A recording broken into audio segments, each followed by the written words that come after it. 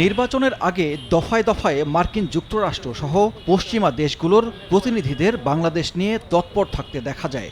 BNP নেতারাও Europe আমেরিকার ঢাকার high commission কিংবা দূতাবাসে প্রায় আনুষ্ঠানিক অনানুষ্ঠানিক বৈঠক করতেন। গেল বছর ২৮ অক্টোবরের কর্মসূচির দিন সন্ধ্যায় পল্টন কার্যালয়ে মার্কিন প্রেসিডেন্টের ভুয়া উপদেষ্টা নিয়েও চাঞ্চল্য সৃষ্টি হয় রাজনীতিতে। নির্বাচনের আগে পশ্চিমাদের বাংলাদেশের রাজনৈতিক প্রেক্ষাপটে নাক গলানোর বিষয়ে উৎসাহের বদলে আগ্রহে ভাটা পড়েছে বিএনপি নেতাদের।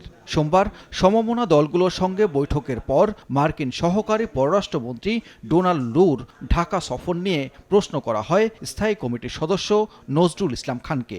বলেন, বিদেশিদের ওপর নির্ভর করে আন্দোলন করে না বিএনপি। ডোনাল্ড লুর ঢাকা সফর নিয়ে ভাবছে না দল।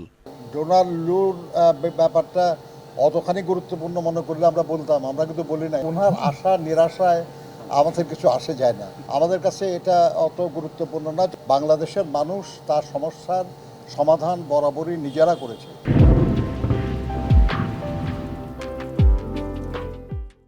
অন্যদিকে প্রবীণ রাজনীতিবিদ বাংলাদেশের কমিউনিস্ট পার্টির উপদেষ্টা হায়দার আকবর খান রণর মরদেহে কেন্দ্রীয় শহীদ মিনারে শ্রদ্ধা জানিয়ে বিএনপি মহাসচিব মির্জা ফখরুল ইসলাম আলমগীর সরকার বিরোধী সব দলকে ঐক্যবদ্ধ আন্দোলনের আহ্বান জানান। দুর্ভাগ্যজনকভাবে বিভাজনটা সৃষ্টি হয়েছে বাংলাদেশে। সেই বিভাজন থেকে আমাদের সকলের বেরিয়ে আসা উচিত এবং সকলের একই সঙ্গে বাংলাদেশের কল্যাণের জন্য, গণতন্ত্র প্রতিষ্ঠার জন্য কাজ করা উচিত। রাজনৈতিকভাবে মোকাবিলা না করে আন্দোলনের নামে জ্বালাও পোড়াও করলে পালানোর পথ পাবে না বিএনপি। ধানমন্ডিতে সভাপতির রাজনৈতিক কার্যালয়ে সংবাদ সম্মেলনে এমন হুঁশিয়ারি দেন আওয়ামী লীগের সাধারণ সম্পাদক। বলেন, কোনো বিদেশি শক্তির ভয়ে ভীত নয় আওয়ামী লীগ।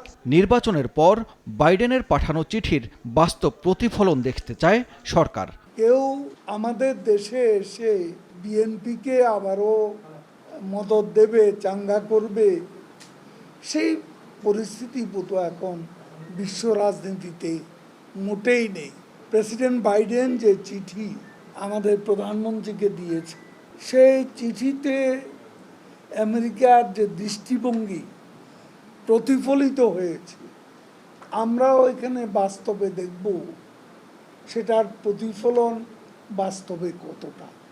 উপজেলা নির্বাচনে এমপি মন্ত্রীদের স্বজনদের নির্বাচনে অংশগ্রহণ প্রসঙ্গে ওবায়দুল কাদের নিশ্চিত করেন, আওয়ামী লীগের সিদ্ধান্তে পরিবর্তন হয়নি।